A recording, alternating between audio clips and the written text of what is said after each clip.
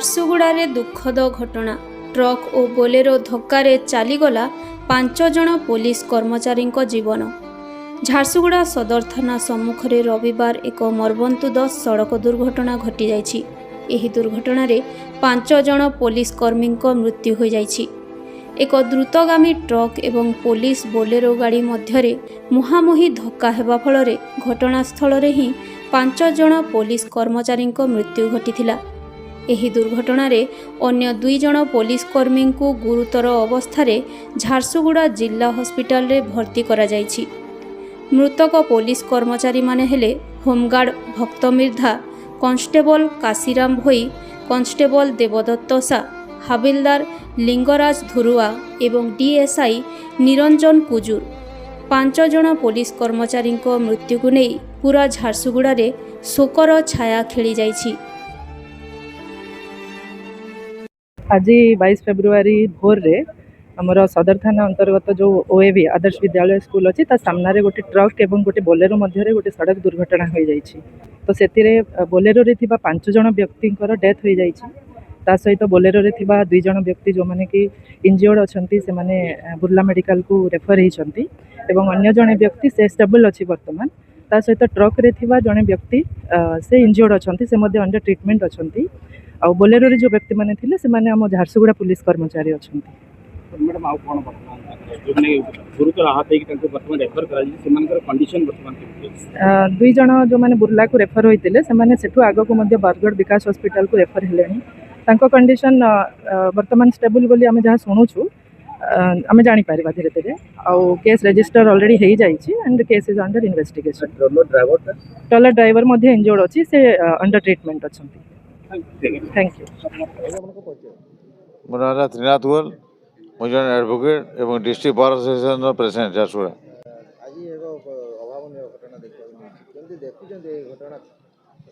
देखो झारसुगुड़ा सदर थाना पाखरे NH49 उपरे मात्र 100 मीटर दूर रे आज गोटे पुलिस डिपार्टमेंट गाड़ी को टेलर गाड़ी धक्का देता एवं एथिरे रिजर्व पुलिस झारसुगुड़ार 5 जन स्टाफ बाहाघर अटेंड कर फेरुले एवं भोर 4टार दुर्घटना घटवा जो 5 जनकर मृत्यु होगला एक्सीडेंट रे एवं 2-3 जन गुरुतर आहत अच्छा।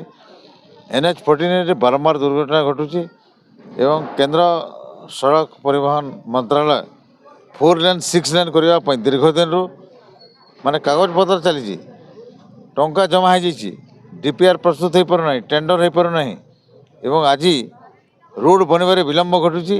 कोल कॉरिडोर पर स्पेशल कोयला डिपार्टमेंट में हवा कथा कोल डिपार्टमेंट MCR रोही भैली ओरिएंट लखनपुर एरिया अच्छी रोड स्वतंत्र हवा कथा कोयला गाड़ी जावाई किंतु NH49 public works department road रे हजार हजार गाड़ी जीवार द्वारा राति दिन लोक माने जीवा आसबार असुविधा होची।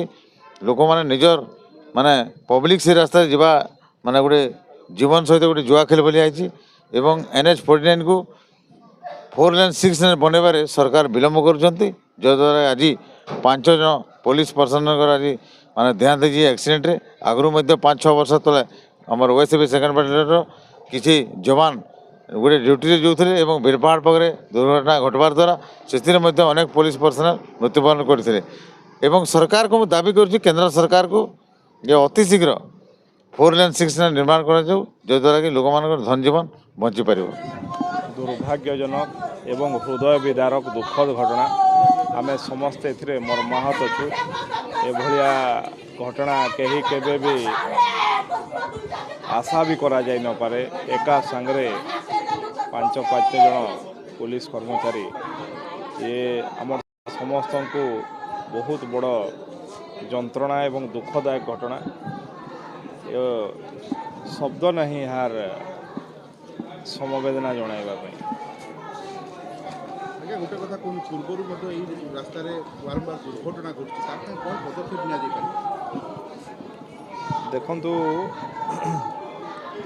ये सबू तो आलोचना करिवार सठिक समय नुह किंतु से रास्ता NH49 रो प्रशस्तीकरण केंद्र सरकार अर्थ अनुमोदन कर सारी ଏବଂ ତାର ଆଲାଇନमेଣ୍ଟ ପାଇଁ ପ୍ରୋସେସ୍ ଜାରି ଅଛି। ଆଲାଇନमेଣ୍ଟ ହେଲେ ଶୀଘ୍ର ସେ ରୋଡ଼ ବି ହେବ।